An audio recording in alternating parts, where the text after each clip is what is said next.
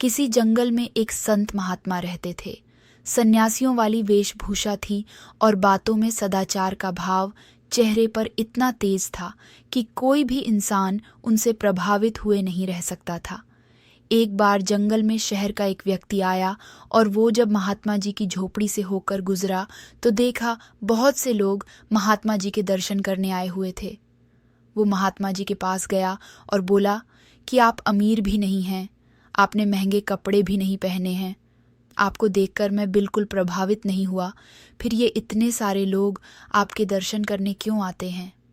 महात्मा जी ने उस व्यक्ति को अपनी एक अंगूठी उतार के दी और कहा कि आप इसे बाजार में बेच कर आएं और इसके बदले एक सोने का माला लेकर आना। अब वो व्यक्ति बाजार गया और सबकी दुकान पर जाकर उस अंगूठी के बदले सोने की माला मांगने लगा, लेकिन सोने की माला तो क्या, उस अंगूठी के बदले कोई पीतल का एक टुकड़ा भी देने को तैयार नहीं था। थक हार के व्यक्ति वापस महात्मा जी के पास पहुंचा और बोला कि इस अंगूठी की तो कोई कीमत ही नहीं है। महात्मा जी मुस्कुराए और बोले कि अब इस अंगूठी को पीछे वाली एक गली में सुनार की दुकान पर ले जाओ। व्यक्ति जब सुनार की दुकान पर गया तो सुनार ने एक माला नहीं बल्कि 5 माला अंगूठी के बदले देने को कहा।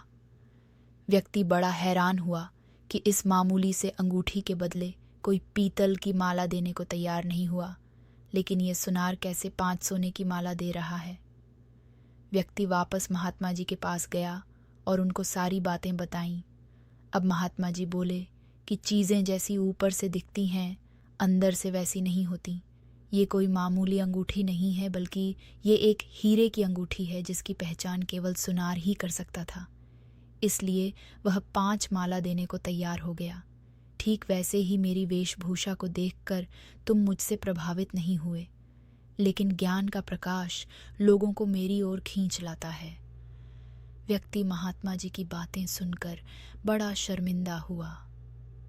शिक्षा। कपड़ों से व्यक्ति की पहचान नहीं होती, बल्कि आचरण और ज्ञान से व्यक्ति की पहचान होती है।